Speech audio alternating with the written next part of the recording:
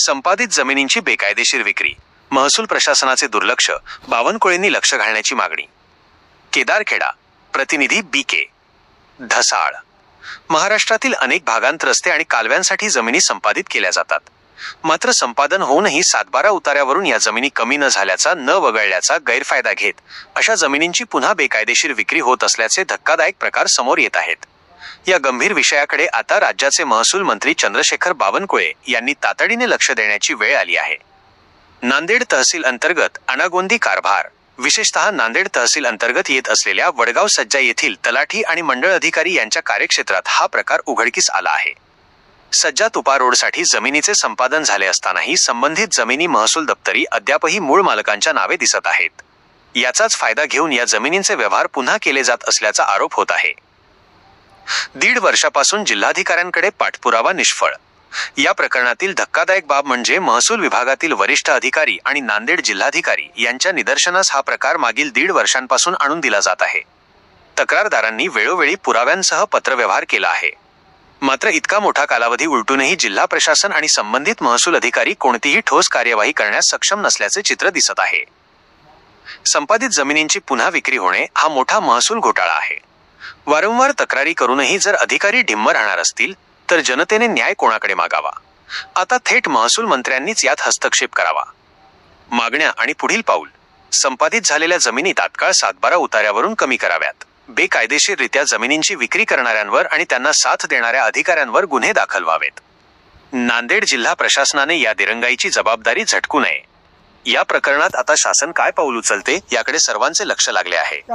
मी नागनाथ नारायण पंचलिंगे, राहणार इंजेगाव येथील रहिवासी असून आपल्या महाराष्ट्र राज्याचे माननीय महसूल मंत्री चंद्रशेखर बावनकुळे साहेबांना संबोधण्याची ही वेळ आलेली आहे असं म्हणावं लागत आहे. कारण आपल्या महाराष्ट्रामध्ये पूर्वी 1970 ते 2000 या दशकामध्ये दरम्यान जे काही रोड म्हणा, कॅनॉल किंवा तळे यासाठी शासनाने अधिग्रहण जमीन केली, परंतु आज रोजीपर्यंत त्या अधिग्रहण झालेली जमीन 7-12वरून शासनाच्या निष्काळजीपणा म्हणा, अधिकाऱ्याची निष्काळजीपणा यामुळे ती जशास तशी राहिलेली असून त्याप्रमाणे शासनाला आज रोजी देखील त्याचा महसूल मावेजा ती रोडसाठी म्हणा या संबंधित सर्व डिपार्टमेंटने अधिग्रहण करून वजा न झाल्यामुळे त्याचा महसूल आणि त्याचा रोख रक्कम आज रोजीपर्यंत देखील